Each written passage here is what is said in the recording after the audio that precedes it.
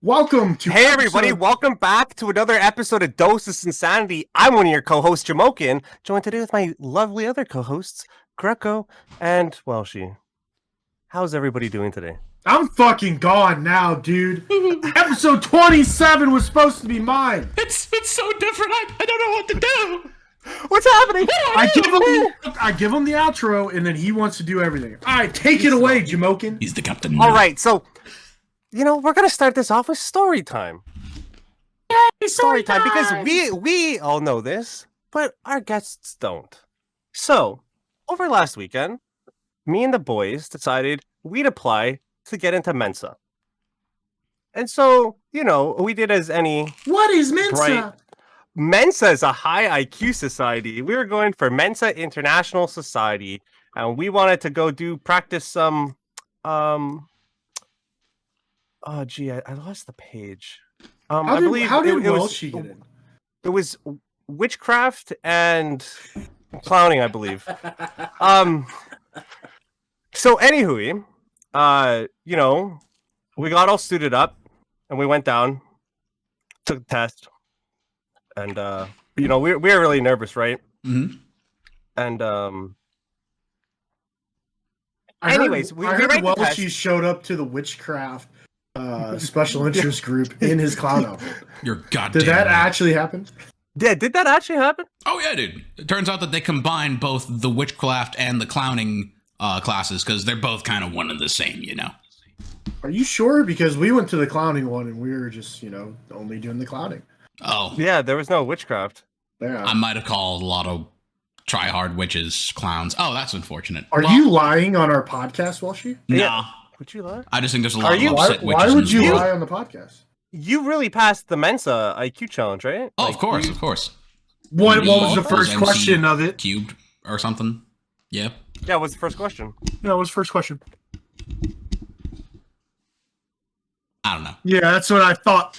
That's what I thought. It's name. As he reads it off the website. Anyways, so Dota Sinsanity is now members of Mensa. So anything we say has to be correct because we are part of this glorious high IQ society, and we are much smarter than all of our stupid listeners. Just know that when you're listening to Dose of Sinsanity, you are listening to an IQ stimulating podcast. So yeah, that was fun. We're part of Mensa now. We have our little pins. We walking I'm around moving like they're this smarter than along everybody because else. this is goodness gracious. PI. You know what's a scam though? I feel like Moving these on. membership costs. Damn it! We're moving on. Okay, fine. I'm taking control back. He's the captain now. I am the captain now, and I always be the captain. TI is going on. How is our bracket, Welshie? Dog shit. Absolute dog shit. Okay, hold on. I heard a statistic during one of the days of the main event, and they were like, of the how many millions of brackets or hundreds of thousands of brackets done, they're like only 4 people are correct at this current moment, and there was days, like that was like 2 days more have played. So like, I don't know if anyone has it anymore. I'm gonna be real. All right, so you want to hear my personal one, how it's going? My entire upper bracket was wrong. I picked the wrong person in the EG versus Thunder game. Thunder won, I picked EG.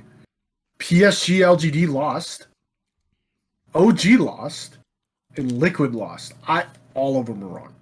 I got Tundra. That was the only one on the upper. The only one, so my lower bracket, the only one I got wrong was Team Spirit. I did pick Team Spirit to win over, I picked Team Spirit to win over Boom, but Boom obviously upset. But I did have the Beast Coast, I did have the Gambit, I did have the Entity, and then thereon after, everything's wrong. My bracket was done on day 2. Did I not say Boom was gonna beat Spirit? I believe I said that on the podcast. You I don't know need what's someone to cooking. fact check it. Boom! I don't need someone to fact check that for me, but I believe I said when we did the bracket, I think Boom's gonna beat Spirit.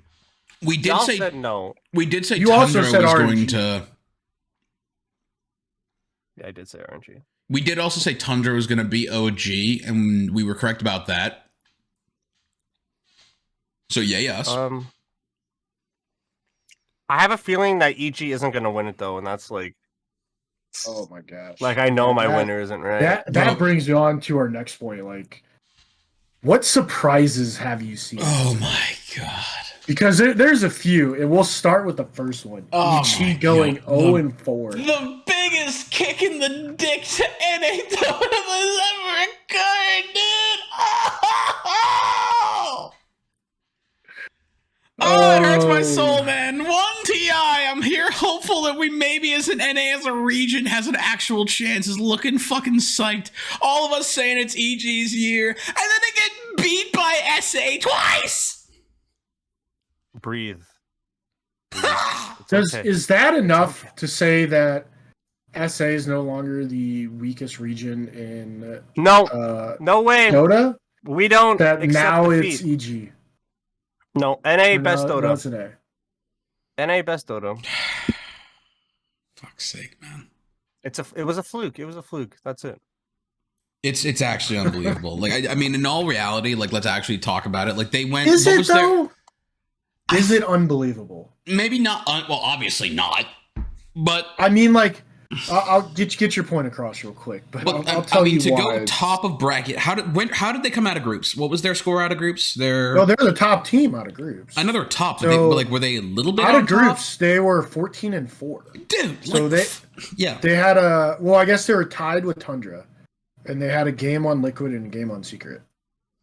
I mean, it just was honestly fucking. I don't know. I mean, it was just fucking embarrassing. Like, it just is simply that like you go from being the top out of groups, you pick your opponent, and you don't just get like 1-1 or like 1 or 2-1. You get 0-2'd. Oh, it's not even they got 0-2'd. They got thumped. Fucking thumped, dude. Like, here's the thing that, like, to me, is why it's not, like, unbelievable that they finished in this manner. They have not done anything since they actually qualified for TI. I feel like they overperformed completely. I mean, hey, hindsight's 2020, right? Like, but I feel like they overperformed completely during the group stage, and especially the form. What was it Arlington that they didn't even qualify for? Yep, they didn't get through groups in Arlington. Like, this team needs to fix something. Now, I have a theory what they need to fix, and I've been saying it since they got rid of Sumail, that they got rid of the wrong fucking player. I hope you're saying Arteezy's the problem. Yeah, drop Artor. Absolutely drop Artor. Arteezy's the problem. It's not it wasn't Sumail. Like, Sumail's a dickhead teammate, like we all know. But like, they have an issue. And the other issue next to Artor is their fucking drafter, who's drafted the same thing for a year. The same shit. The only thing they changed up is they picked Broodmother, and they showed the entire fucking like tournament. Hey, Brood's actually nuts. And now they've got nothing. Back to picking Inch and Terrorblade every game. Yep. And Shadow Fiend. Don't forget Shadow Fiend. Well, Shadow Fiend is actually like one of the breadwinners of the tournament. Like, everyone's picking Shadow Fiend. I mean, but you look at look at their games. Like, they picked Shadow Fiend twice. They ran this Sven that I think there's things it's good with. I think there's things that it's not so much. But like, their drafts are so underwhelming, and they're like the exact same. Like, if you look at the Thunder Awaken EG, like both games, they had to revolve everything around this Shadow Fiend. You're like, okay, now we're gonna switch it up. Instead of revolving it around Shadow Fiend, now the next series we're gonna revolve it around Ember Spirit, and then get thumped again. You know what I mean? I mean, I completely agree with you. I don't know. I mean, everybody in NA got super excited. Everybody was like, "This is NA's year," and then it just wasn't. Although on the upside, though, it's been a fucking upset. Continue, please. I mean, just I mean, you know the bet we have going. Sorry about that. You know the bet we have going. Fucking Okay, dude. yeah. 2 last chance qualifiers who slog through last chances to get their seats at TI. Fucking don't do that well through the group stage, and then they come swinging out and are in top 4. 2 of them. Oh, sorry, both of them. So I do want to point out, with that being said, what was the thing we talked about last week with Slacks, where he's like, we don't need any dark horse teams, we don't need like any like surprise like things. Would you categorize 2 teams coming from last chance qualifiers to be a team that necessarily doesn't deserve, in Slacks' like opinion, to win? Like, they're not the best team. You know what I mean? It's how do I put To it? me, that says no, they shouldn't be there based on what Slacks was saying in his video. I think you missed the point. Well, here's the other thing is Tundra comes out of nowhere. Aster, I mean, they're good, like they're a good regen and all that stuff, but they've kind of come out of nowhere. Like, these 4 teams are not the ones who you would typically think one of these 4 teams are going to win TI, and you definitely wouldn't think all 4 of these would be in the last weekend. Yep.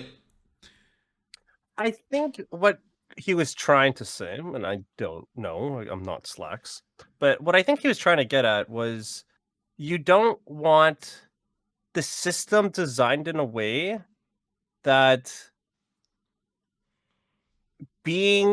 going in a lower placing gives you some sort of an advantage. Like, you want the deck to absolutely always be stacked against it. And I know you have to go slug through lower brackets and whatever, but I think some of the points he brought up still kind of stands. I think that even that point of going into the lower bracket finals, into the grand finals, like, yeah, you kind of just play, but you're also sort of in the zone. It's not like, if you just crush the lower bracket finals, like, you're fucking feeling yourself. But he kind of shit on Spirit. He shit on how Spirit won last season. Yeah, but you think about what Secret and Liquid had to go through. They didn't so they didn't get the invites. They didn't qualify through regional qualifiers, and they had to make it. But through whose fault is that, though? Well, it's whose fault was Secrets, or not Secrets, Spirits last season. Like, what Liquid and Secret are doing right now, to me, is no different than what Spirit was doing. Now, mind you, no, in Slax's video, I disagree. So it's a longer road. No, I'll disagree on the basis that I think LGD deserved to win that tournament. I think hands down they were actually the best fucking team. So that's you part can't, of where, like, even though they lost grand but finals, you can't convince me differently. So slow down for a moment. So let me just clarify that Slax's point in that video was more that the reason in his mind that PSG LGD lost to Spirit is because there was a shit ton of data on PSG LGD, because everybody had been watching them and studying them and fucking talking about them, and very little information, not very little, obviously, because they still made it, but there was less information on Spirit. They think it was a game of the players were more known, their strategies were more known, and that generally they'd been talked about and analyzed forward, backwards, and sideways. While Spirit was kind of this out of the nowhere. That doesn't apply so much with these teams. Like, remember who the teams, these last year's qualifiers are not people that are just like tier 2 Dota that are shit asses. It's fucking Secret and it's fucking Liquid. Like, 2 of which are both teams of which contain fucking the most famous Dota players in, I would say, all of Dota. Like, not all of them, obviously, but Puppy is on Secret, Nisha, Resolution, and then you have on the side of Liquid, you have what? Matumba Man, Mike, Boxy, Insania, and who else? Zai, I think? Zai. Yeah. Yeah, I get that. I can agree with that. Like, these are not no-name people. And these are not no-name teams. Yeah, like, I feel like last year I was more of an injustice to LGD than however this tournament pans out. Because I agree. I think these teams that like made it in through last chance stuff, I think they're phenomenal teams. Oh yeah, like, there's no doubt. These aren't nobodies. Like, I don't feel like they have some sort of advantage going in. But would it be a disadvantage because they have data off of their regional and last chance and group stage and main event, where but like there's um, also, if I'm LGD, let's just pretend, and I think I'm going to win, am I really that worried about the team that's just fucking making it in? Like, I don't think they're going to do well. Like, I only have so many hours in a day. How many hours am I going to look at the team that just made it in and from everyone's expectation isn't going to perform well? Like, you're not going to spend much time. But, like, if you want to win the tournament, you know you have to study LGD because sooner or later you'll come up against them. And if you can't beat them, you'll never win TI. sure, that's fair. I get your point there. And that is exactly what kind of Slacks was saying as well in this video, was the idea of like you're focusing on the teams that you think are going to win. No one here is sitting there studying. I mean, I hate to say it, but the example in this tournament would be no one's watching, like, studying Beast Coast or Thunder Awaken because theoretically, EG is going to eliminate them pretty quick. And then that shit happens, and suddenly it's like, oh fuck, I have to look at these guys now in a serious way. Yeah, I gotta do another once over. Yeah, we gotta actually like go and study these games and now re-review their replays, because if EG can get their shit kicked in by them, we can get our shit kicked in by them. That kind of thing, right? Now, yeah, I give you credit. We talked about EG, but I mean, it's I like agree. it stands. Even like Secret getting knocked out by Boom, it's like, okay, well, whoa. Like, yeah, it was a best of one, but, like, what happened here, If I'm playing Boom next, I definitely want to see what the hell just happened. And, like, not to take anything away from, like, Team Spirit winning last time, like, phenomenal team. I think they were the second best. I just personally don't think... I feel like if we ran that Grand Finals 100 times, LGD squeaks out the W. That's just my personal belief, though. But it only matters once. That's... Well, it matters. Rather 5 games, 5 maps. Matters. Yeah. Which makes it so much better than football. The next bit. That shitty sport where you only have to cheese a best of one, suddenly the greatest. All right, 6 fucking months of hockey. So the next surprise to me, or well, I shouldn't say surprise, okay? Because the Chinese Dota scene is one of the top, right? Like when we're rating, like, okay, who's the better ones? It's Western Europe and it's Western Europe and China, correct? I would normally agree, but how highly are you valuing China in the current moment? Well, in the current moment, I'm not. And this is where I feel like SA is better than them. Who is the best? If you're pre-tournament, you're going to say who's the best Chinese Dota team? Oh, you'd say LGD, right? And then I think Aster 2-0 them. Does that to you mean Aster now takes crown of the best Chinese Dota team, or is it something along the lines like you're saying, like you run it 100 matches and vast majority of the time LGD is going to win. They are still the better team. Aster got them in that series. See, this is interesting because now we're looking at 2 teams that are from the same region. So the amount these guys must scrim, like the amount they know on each other, must be like quite high, I would say. So I would actually tend to say that maybe Tundra is in the current state the best Chinese. Aster? Aster. Sorry, Aster. Mm-hmm. Yeah, I'm sorry. I was re-looking at my bracket. I think I agree with this sentiment, yeah. I would almost say, and this is something where it's more of a question, because to me, I kind of need more information, right? Like I want to see how like the next kind of DPC runs, but I guess that's kind of no for my question. I wonder if it's PSG LGD is the better team. It's just Aster's meta. Like if you look at the matchup between them, like Aster clearly had a real solid idea of what they wanted to do, right? Like they really value the Mirana highly and they value the Lina highly. And they just ran it with other heroes, basically, in both games. And shown that, hey, this is how we're going to beat you, and this is it. True. I also feel like LGD's performance was lackluster, a disappointment. Yeah, a disappointment for this TI. I Sure. definitely had much higher hopes I think everybody did. for this team. I'd rather say higher expectations, because I feel like everybody kind of saw EG. I mean, at least we were very fondly hoping EG versus PSG LGD would be the kind of grand finals, but shit didn't go that way, did it? I don't know. It's just an upset, and it's kind of like you said, right? Right time, right meta, right day. You just get beat. Now, let me ask you this to kind of add on. If Acer beats Liquid, does that ensure they're the better team than PSG LGD? If Acer beats Liquid, Basically putting them in a lower bracket fight. Is that enough to say Acer 100% is the best Chinese region team? I think they already have the crown. I would. Dude, this whole conversation is interesting to me because we spoke about the kind of changing of the tide in the last like 2 or 3 podcasts, right? Yep. And PSG LGD has been the top, right? Like if you think for a long time, if you thought of Chinese Dota, you thought PSG LGD.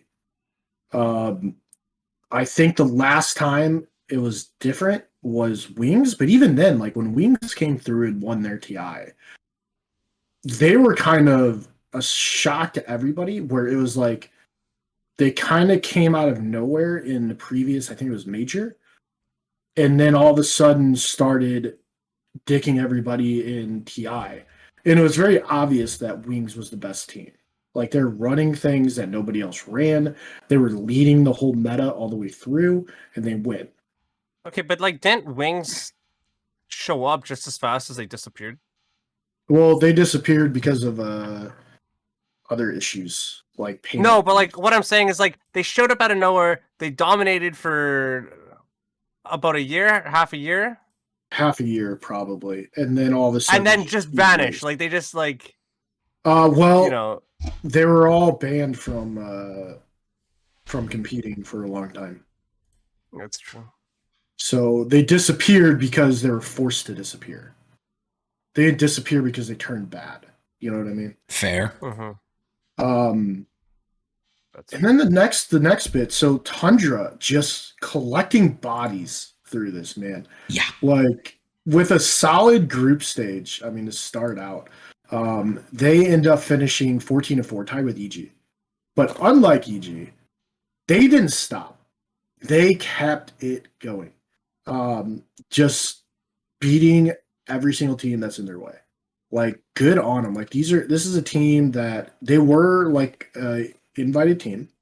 But you're looking at Soxa 33, 9 Skeeter, Snaking. Like, pretty, I mean, a solid lineup, right? Like, you can't say it's not. But always the ones to me that have kind of been like, they're good, but they're not like on the very top. They figured something out. Yeah. I did not expect them to get to the Final Four, basically. Nonetheless, the like upper bracket semifinals. Like they're guaranteed a top 3 finish. Oh yeah. I mean, it's ridiculous. How great for them. Yeah, I mean, especially because like, how much is Tundra? Let me see. I'm curious about what Tundra's earnings have been like through Dota. So Tundra's earnings are 720,593. Oh, they just doubled them then, didn't they? Yeah, they more than doubled, for sure. So they're guaranteed top 3, which means that they minimum get 1.6 mil. Oh yeah, holy shit, dude.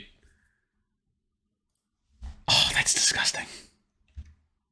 So win or lose, good on them. I mean, I mean, dude, legitimately, like, do you not just kind of like take a moment at this point and just go like, guys, full honesty, like this is gravy now. Like we've paid for shit. Everybody's getting like, fuck no. No, because every win from here increases the amount you win astronomically. I'm not saying that. I'm more saying like, take a moment to just go like, bro, we're fucking doing it.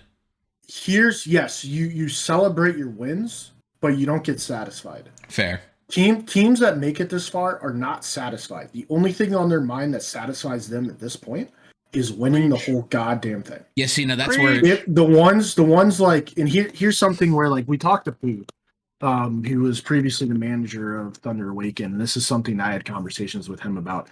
We're like, yeah, we want like a top 6 or top 8 finish here would be really, really cool. And like, that's what we're aiming for. No, fuck that. Because winning teams say first or nothing. That's the way they look at it. They're not satisfied. Yeah, When as you a player, get you 6 have to approach it with that mindset. As like an org owner or something, you approach it differently. I think you're like, okay, we need to hit like this top 6. But like as a player, it's like you have to truly believe you can win the fucking thing. Because that's the only way you're going to finish the best. from the sports dads themselves, ladies and gentlemen, if you're not first, you're last, son. And you're disappointed. Well, no, but there's a winning mentality. Like there's winning mentality, and then there's being average. And the ones who are winning. Well, are the ones we're gonna who- get a little too deep here. I don't mind. That's fair. That's fair. But bottom line is Aster Liquid Secret Tundra, not satisfied.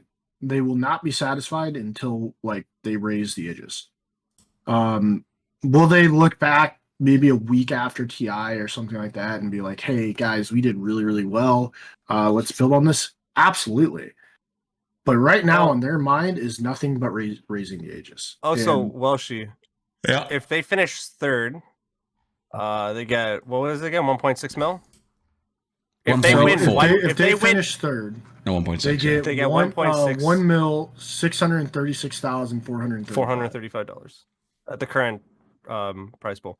Yes. But if they win that series, they automatically win another $727,000. Fair. So like, that's a $700,000 series. Yes. And then obviously, like going from second to first, you're winning an extra it's- 4 mil. You know, uh, or 6 mil. 5.8. So, yeah, something like that. Jesus.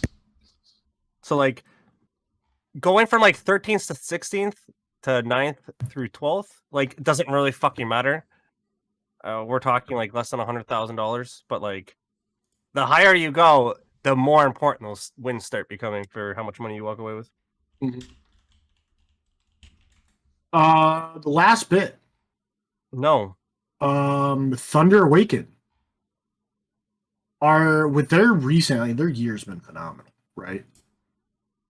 Are they honestly, close to being considered one of the best teams in the world? When you look at Dota, you think PSG LGD, you think like OG, right? Yeah, we're going Is 2 years ago for sure. Thunder Awaken creeping into that?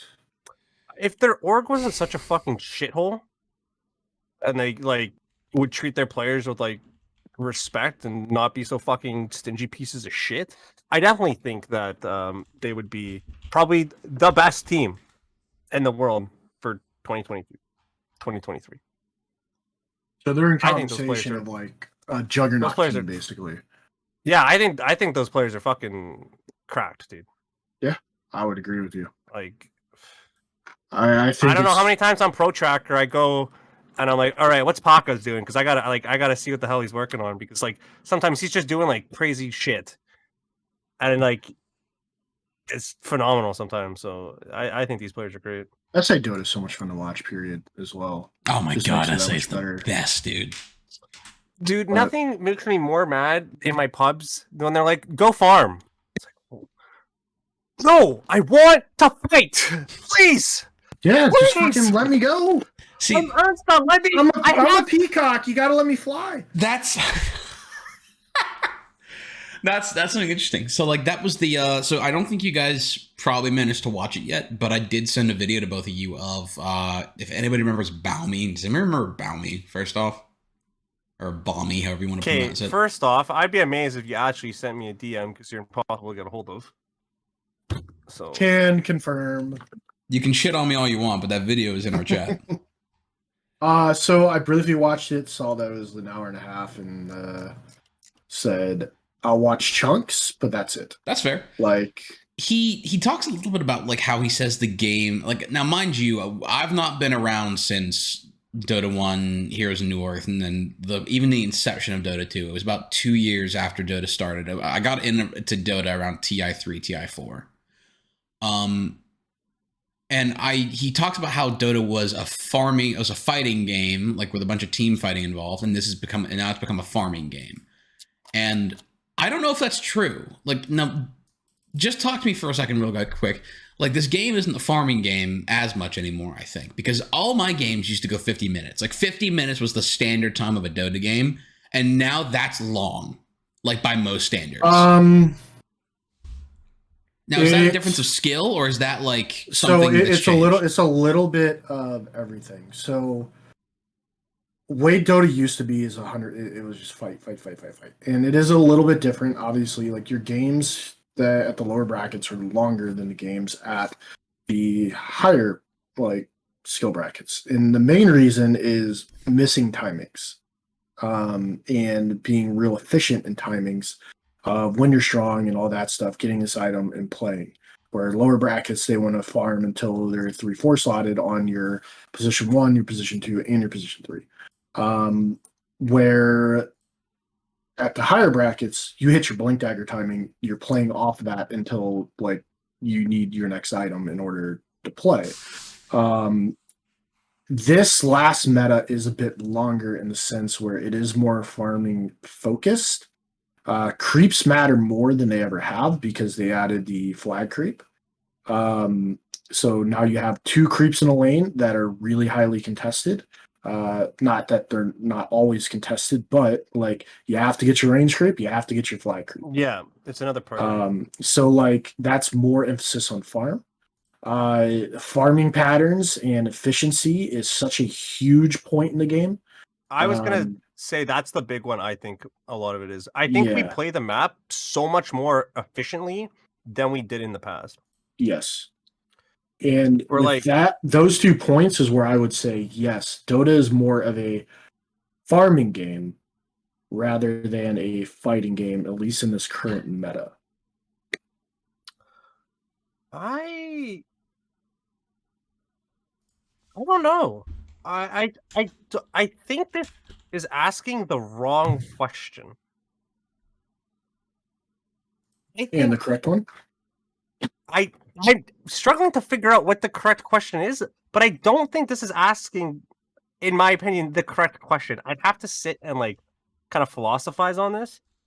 But I think a lot of it has to do with how we play the maps now. Like, I feel like if we took the map knowledge and like knowing what it means to be doing on the map, and you went back like, let's say 2015, 2014, and yeah, the map's different, but if you took like kind of that collective knowledge and you went back there and it's like, okay, like how we play the map starts to become like super important.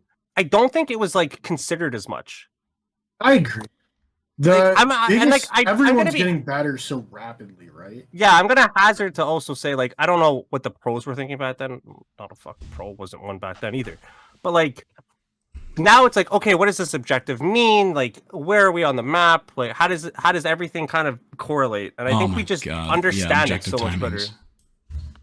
And like one of the bigger things that I was seeing, especially watching the games, is like teams will force a fight and lose a fight. But then it would also, like, as soon as they're up, because of the amount of resources that were spent in order to, like, say, go down bottom and fight and, like, to win that fight, the amount of resources, the team respawns immediately and then is able to go to the opposite side of the map and then immediately take objectives. And it's like, the better you get, the more you see things like that. And I think that the skill level of the game now is significantly higher, and it should be, right? Because the game's evolving, the players are evolving. They're always trying to find, okay, the better way to play the game, the more efficient way to play the game. And just the general skill is better now than what it was. And I don't know if, like, Navi back in TI1 would even stand on the same stage as any of these teams in TI now. No, not even close. Like that's the big thing. Is it more fighting? Well, maybe it was more fighting back then when it first like started, because it was like, well, there's all these heroes, so we need to kill them. And it was brand new to MOBA was brand new to the whole like genre. It was and still Dota in was its brand new, so you don't know what's infancy. So like, what was big at the time? Well, kill fucking things like team deathmatch. You know what I mean? Yeah. Let's Go also in, remember kill that the shit, game. and then get this stuff. Let's also remember the game was also way, way simpler in TI1, right? Sure. Like the game has evolved and evolved its complexity to go along with it. And that's something that I think is to be taken into account of too. Like, I mean, the honesty of it is that there's been like 3 patches in this game where you like don't recognize Dota since I've started playing. Like there was the major UI update, there was 7.0, and then there was like the update where they added like backpacks, jungle creeps, and like everything, like a bunch of other shit. And it's like, you know, and we're constantly adding items for God's sake, you know? Like I think I don't think it's too far to say that like the late game items choice has like doubled since TI1. I mean, look at the largest amount of items. True. So That Puppy neutral won items. TI1, correct? Puppy was on Navi when they won. Yeah, Yes, he was on TI1. Navi, When they yes. won, yeah. So so this is something that is to say how fucking good Puppy is and what he's done. He's a goat. Puppy wins TI1 and is the only player to qualify for every single TI thereafter. And now he's in the like final 4 teams. And that is why he is called the all-timer. And He's yeah, definitely in the GOAT discussion. yeah. Without I mean, I think it's hard not to say that, right? Like, you know, you can say everything great about Dendy that you want, and like, don't get me wrong, he is the Michael Jordan of Dota, right? For his pudge play and all those fucking plays he had. Dendy was the original face. Yeah, but let's not. I mean, I would call Puppy the Larry Bird, and essentially the Larry Bird that never died and just never gave up Dota. I would actually swap that. You'd say that like Michael Jordan was great in every single like time you ever played. That's true. All right, fair enough. But like I want to circle this back though. To what Welshie was asking in the video. It was called How Dota Has Changed, and I think that's a fact. Like you can't refute that. But I don't think the observation of we used to fight more and now I don't think that's it. Is what I'm saying. I love what this question is, but I don't think we've found the correct answer. that would be interesting, like something in the comments to like just post and be like, do you believe that Dota is more of a fighting game or a farming game now? Or what is the right question? What is the core thing that has changed Dota the most? Like what is it? That would be Tell interesting. me. You know what Tell my me, take viewer. is, and now mind you, I want to give my take real quick because it just kind of occurred to me. And I think this also has to do with the fact that, mind you, in my Dota career, I've gone from 2K MMR to like 4.5K. But I feel like my experience has been, yeah, right. Get there, bitch. The game has just become less forgiving of mistakes. Like, you could lose 3 fights in a row, I feel like, back in the day, and one fight turns it around and suddenly you have the game all in your favor. And now it just feels like if you lose one massive team fight, everybody's just giving up and the game is over. Maybe it's a mentality thing, maybe it's an actual game thing, but it just feels like, well, we just got team wiped and nobody on the enemy team died. Game's over. Done. All right. See you guys next game. Bye. Like that kind of level of shit. So I just feel like the game's become like a thing of just maybe that's the way of it. The snowballing is much bigger. Like just the idea that you take over games quicker. Yeah. So here's some things. I want to go down, say, TI memory lane. Okay. And I've prepared I was also watching a video, a different one today while I was eating lunch.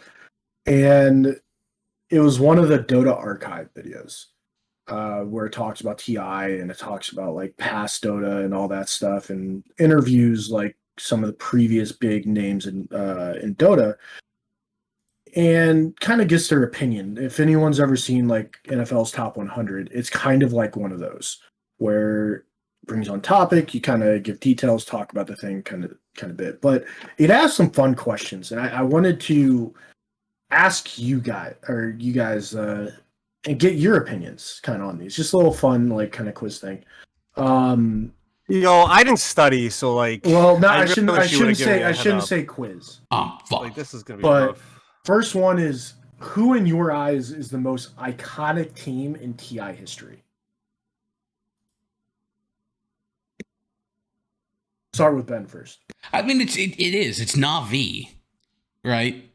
Like I don't know. You can't beat having the most recognized player in the team and just generally being thought of as like just the historic winners of TIs. I think that I have like massive respect for Secret. I love Secret as a team. If I'm honest with you, they're probably my favorite team overall, just for the org's representation. But ultimately, like Na'Vi is just the heroes of Dota to me, and they always will be. Like TI1, TI 3 Na'Vi will always be like my favorite Dota team ever. Okay. JMO?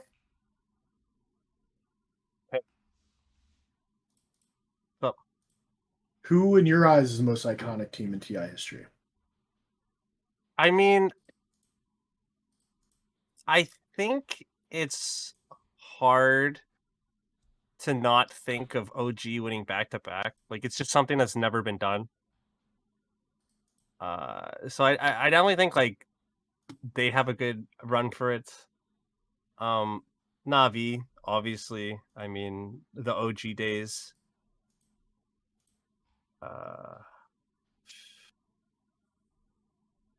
I still love that Liquid stack. That You one can only pick back one, in man. There's only 2016. one I know, most iconic I team. know. I know, dude. What a stupid question. Why would you ask me this? Well, don't worry, there's a bunch You of know what? I'm gonna go OG. Back to back until somebody else does it. Fucking most iconic. Okay. JMO, still staying with you. Who is the most iconic player in TI history? Ooh.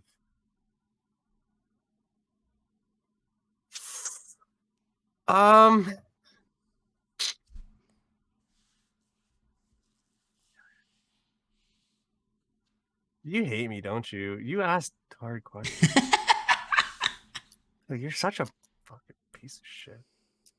Oh. Man, you're gonna have to come back to me. I gotta Ben? think on this one. Iconic to me, or iconic in like general? To you. Who is the most iconic player? Like, it doesn't have to be the right answer, just to you, your personal opinion. Who's the most iconic player in TI history? Give me 1 sec. If I had to honestly say, hold on. Let me find this. See? No. See? Give me a moment. I'm at least between two. I have two. All right. Like mine's Let's talk about between. him. No, it's Seb. Seb is my hero. If we're completely honest. Yeah, but you hate Seb. Why would I hate Seb? As a person, you despise Seb. So why Seb? Because that man is an axe player and he has legitimately set the standard of TI axe for everybody else in the world. And if the moment of having his name screamed for a legitimate 15 seconds does not live in your head when you first hear him, if it wasn't enough hearing it in every fucking game you played in a chain of Sebs, then I don't know what doesn't. Like this man having his name screamed and just seeing these 3-man, 4-man calls just gets my fucking blood flowing. And I'm just like, dude, fuck yeah, you embody an offlaner. Yeah, but I don't know, like, what about Sumail? He walks on the TI and just cleans house. He was best player. Yeah, he was my second choice because I'm gonna go Sumail, dude. Yeah, I'll never forget his interview, dude, where everyone was naming the best positions and everyone was like, who's the best, like asking Sumail, who's the best position 1? Me. Who's the best position 2? Me. Who's the best position 3? Me. And he's just like, I am the best in every fucking position. My favorite interview for Sumail is where they go, why do you play Dota? And everyone's like, oh, for the competition, the camaraderie, and he goes, the money. All right, the next one, most iconic play in TI history. Then. Could I ask you to modify that question slightly? In what way? Can we just say the most iconic moment of TI history? No, the play. Ugh, The fine. play? And then you have to showcast the play. Okay. I mean, it lives in my mind as the only one that I was able to like. I was actively there to watch. So obviously, like, I think that if you're talking history wise, I think that the Dendy Chen Pudge hooks are arguably one of the most famous moments that will ever occur. But I was in the basement of my mom's house. I was on college break. I was just sitting there on the couch watching TI, and it was TI 6. And I got to watch it was either TI 6 or it was a later one, and I'm just getting fucked up because of the number. But I watched the $6 million Echo Slam live, and there just won't be another moment in Dota that lives in my head so hard as just "Hey, from Universe, hey, disaster!" And fucking dude, it was the best shit I'd ever seen. It like my mom could hear me screaming downstairs and thought I was having a panic attack. JMO?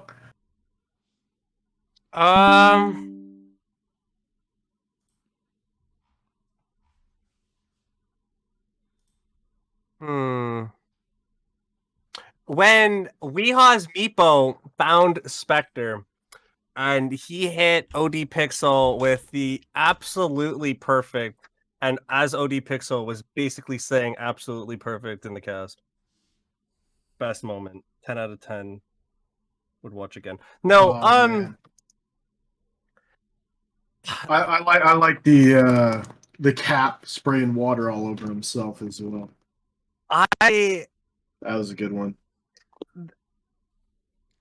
This Seb moment, like that game, I never enjoyed myself watching Dota so much than that map. That was the fucking Screaming Seb. So, like JMO, I was so invested in that game. I was like, we were watching at the pub or whatever, and I was like with my butt, I was fucking losing it, mate. That was good. So JMO, sticking with you, what's the biggest flop or disappointment in TI? Can I say NA Dota? You can say whatever you want. Walshy?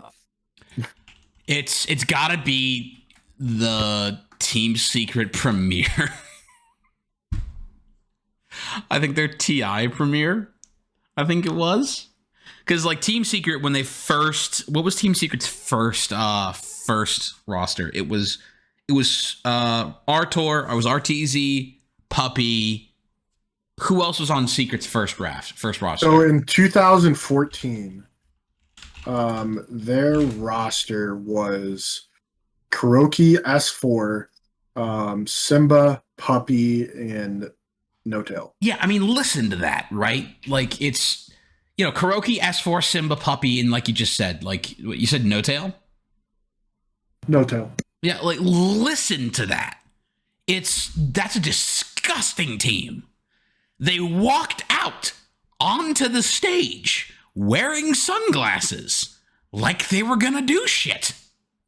I think you're talking about so the 2015 roster of Arteezy, S4, Zai, Puppy, and Kiro. Okay, that's even more terrifying. Yeah, because it was Arteezy, because they were actually talking about this in the video. Sorry. And Arteezy goes, it's one thing to look like or to act like and look like you're the best. But he goes, for God's sake, just please don't say you're the best. It turns out bad. Yep. And they fucking... I'm actually surprised on this because I thought you guys were going to name like OG, like, or now EG as well, coming in hot and then flopping, or like OG winning like 3 or 4 majors and then coming in TI and then getting upset. Nope. Like in the first 2 rounds. Nope. I hopped on that hype train of Secrets so fucking hard on that year because it was RTZ, S4, Zai, Puppy, and Kuroki. And I was like, dude, this is the best team ever. Holy shit. Even they were like, this is the best team ever. And then they got their shit absolutely knocked. And it just was such a heartbreaking moment for me. I was like, oh no, man, not Zai. So We talked about it a little bit. Biggest underdog team in TI.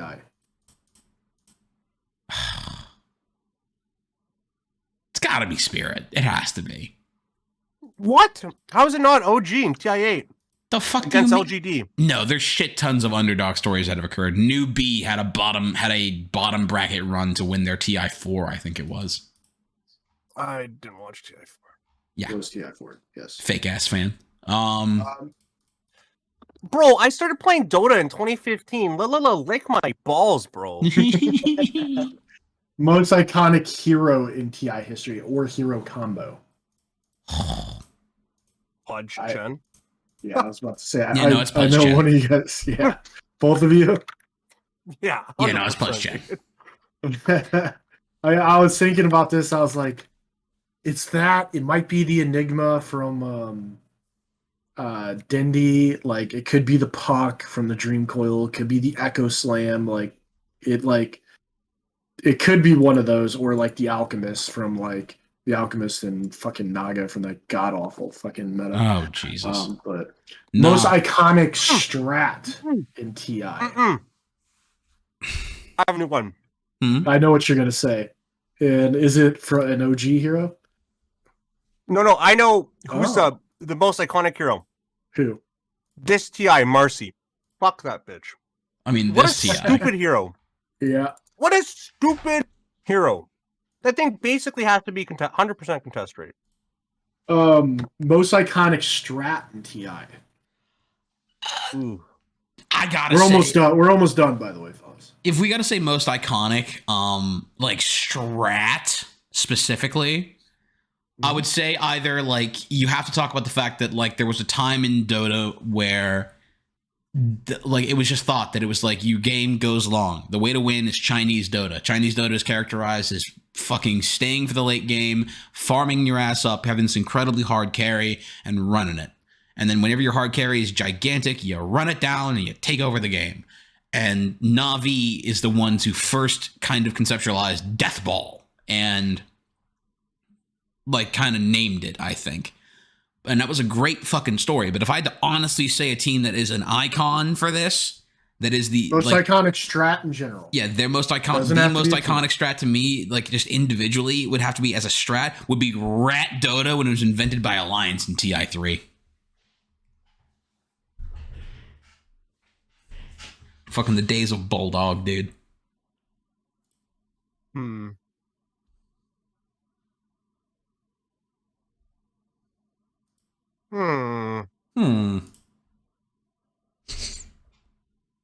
I don't have an answer for this one. I'm gonna be real. I don't have an answer for this one at all. What's the next question? I'll pick this one. The fucking IO strat. With running it with Abaddon and running it with ET. And oh my god. If you don't think that's fucking no, iconic, it is. It's pretty iconic. Carry IO. What was the most exciting TI? 9. Yeah, 9. Like, what was better than that grand finals? Yeah, insane. I don't know. I mean, obviously hella biased in that one, but like, my god, those are some of the best games of Dota I've ever fucking seen. Most boring TI.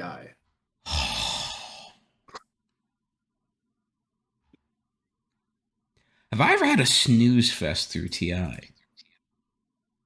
I did in one. TI 10. Oh, TI 10 for you? The production was just like the whole thing just felt fucking weird. I got one. For me, it was watching the Naga Siren and fucking Alchemist going back and forth. Every game it was Alchemist and Naga going against each other, and it was fucking hour-long games in every single fucking one of them. And it was just, okay, who got farmed quicker? Who could reach that 1,000 GPM? Oh, somebody's at 1,100 GPM.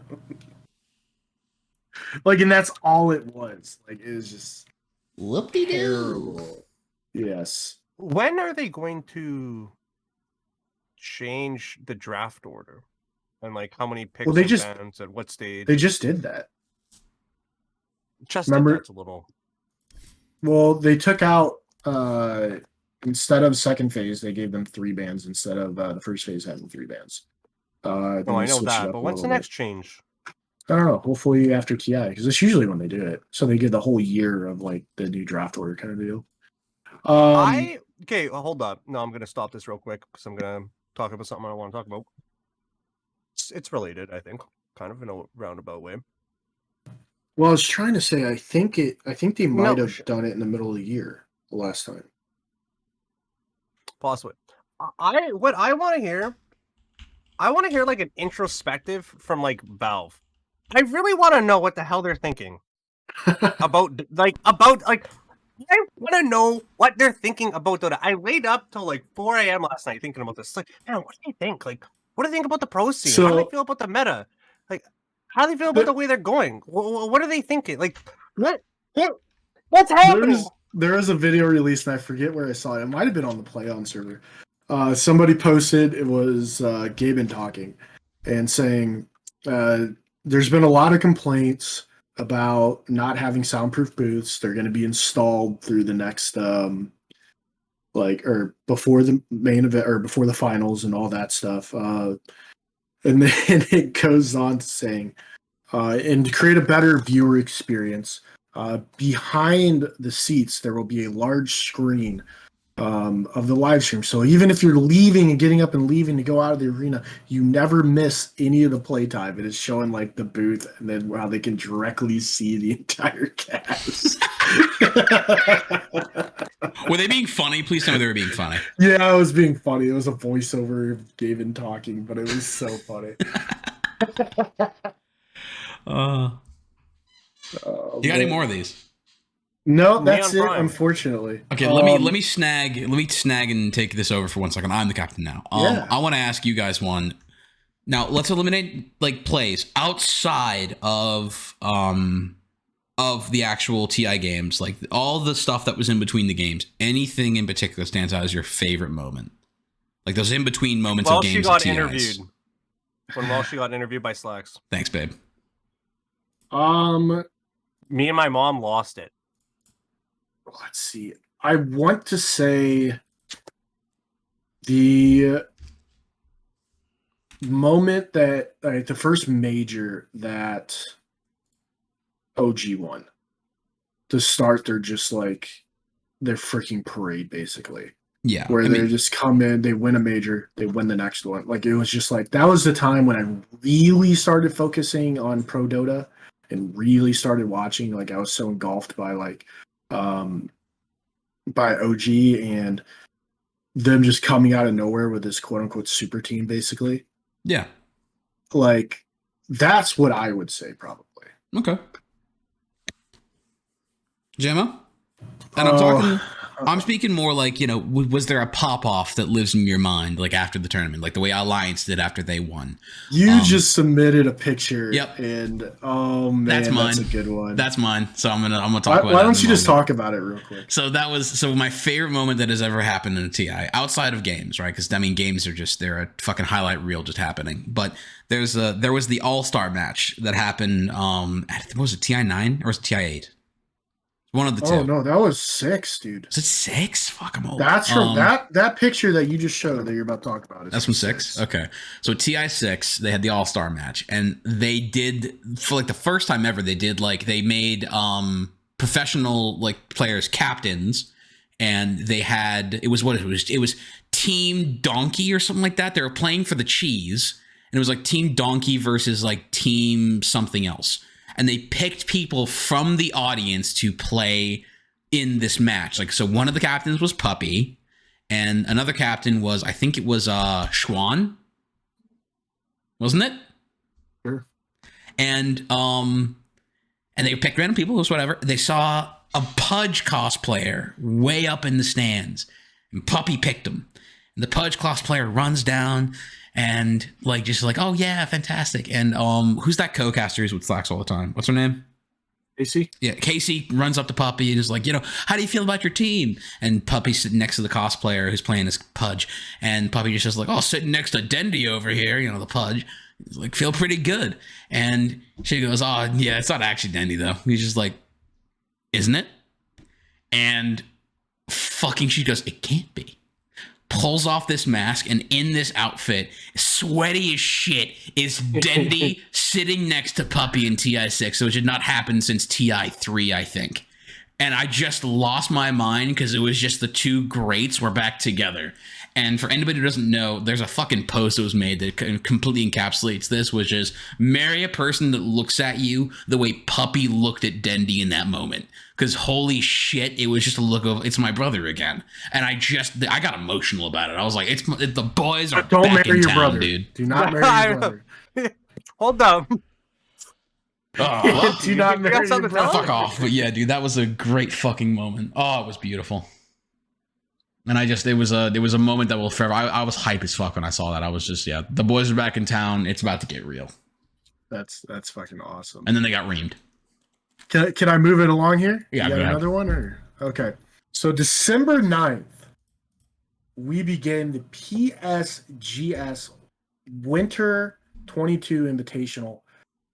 JMO, tell us everything that we need to know. It's gonna be a fucking awesome event.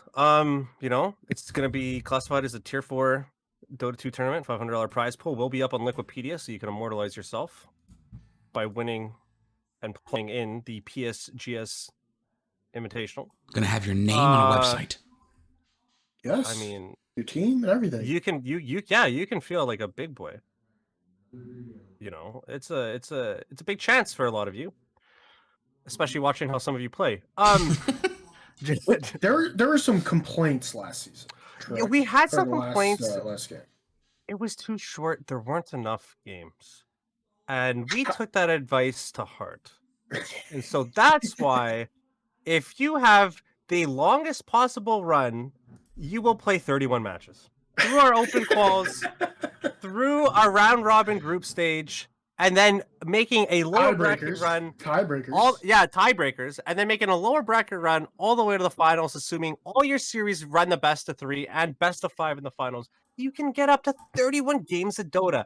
That is value. That's value. If you think you're not getting enough games for the money you're paying, I promise you're wrong. You're getting loads and loads and loads of games. So, which is really exciting, right? Like, so much more. Unless you choke and you bottom out of the yeah, I mean, there's obviously two like, better. It would have to be perfect. Two better. But let's just assume, okay, you make it into the group stage. You make it to the group stage. Bottom line, if you make it to the group stage, you are guaranteed at least 10 games. 8 from the bracket. Well, yeah, if you're just group stage, yeah, you're guaranteed 8 games. 8 games. Which is already more considering like your open qualifiers last time was a single elimination BO1s until the last one, which was BO3s. So you were guaranteed 1 in open quals. And then you get into the tournament and you're guaranteed a best of 3. So instead of being guaranteed 2 games, even if you're a direct invite, like you were guaranteed 2 games, now you're guaranteed 8, which is huge, right? Yeah. And so big change there. Speaking of direct invites, why don't you talk to us about the process of that?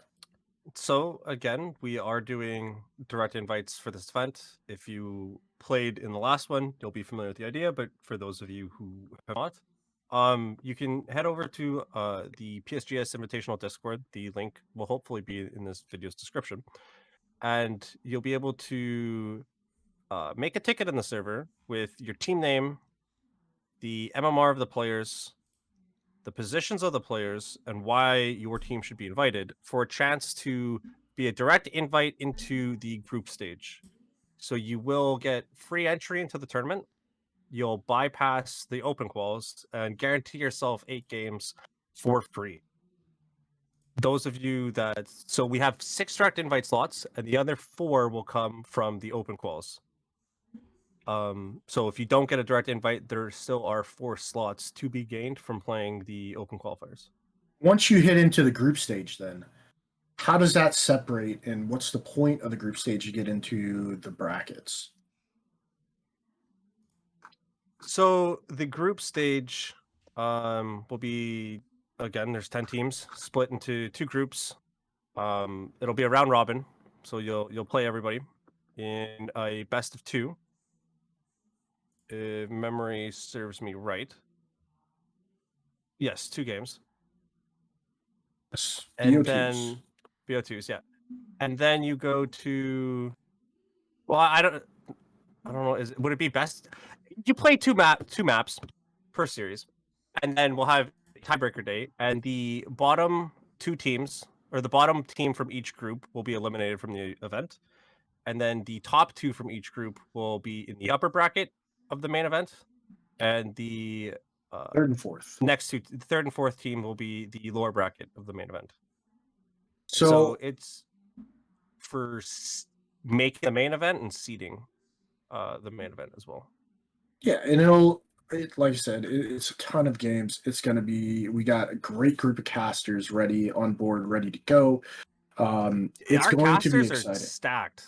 Yes, We have a ton of awesome casters. The VODs are going to be insane. Like, just watch them, enjoy the tournament, or compete in the tournament. I mean, the more teams, the better. The ones who really make this tournament go the best way possible and make it more enjoyable is those who are participating.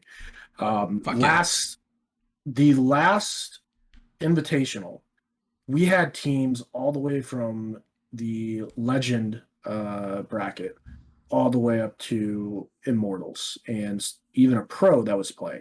Now, are pros going to be allowed to join this time? That was some issues people had with having professional players, so we did decide to not allow any current or past DPC players from playing in the event. Maybe if you were a DPC player back in 2012, I might consider allowing you to play if you haven't played in a long time. But overall, we're trying to run a tier 4 tournament with tier 4 equivalent players. So but what if they no qualify, DPC. the team qualifies for the DPC between now and the tournament? We do have a stipulation in our rules that allows teams, if it's their first time qualifying and whatnot, they can still play in our event. You guys have really thought out these rules, huh? Hey, we got the rule master Jamokin. We have to have our edge cases cover as many of them as we can. For Halloween. Sure. The premise for letting these team play is, one, the direct invite, there's a good chance they may already have it, as the direct invites close on the 27th, I believe. The direct invite will be closing on, December 7th, I think. Just kidding. No, I need a calendar. I think you're right. Yeah, I need a calendar. I believe it might be the 23rd. We'll grab that. 23rd, yes, you're correct. So 23rd. You don't know when the next DPC qualifiers are, and there's a good chance that team might already have it. And also, they were basically like a no-name team, and now they just became a tier 2 team. So they've been practicing against other tier 3, tier 4 teams, which is for what this tournament is. So we decided to allow the team to continue playing.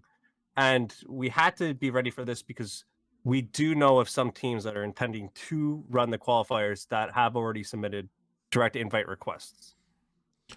So again, make sure you get your direct invite request done by the 23rd. Otherwise, your only option will be the open quals, which $10 entry. There's a whole different tournament in itself too. Single elimination, correct? So, which was the coolest thing about the last invitational. It's a last chance quals. This is a mini TI. It's what this event is. The coolest thing I thought about the last invitational was the direct invites were on a different level than everybody else, as far as ranks and stuff goes. So it was almost like a separate tournament for those who were legend average, ancient level, or average, divine average.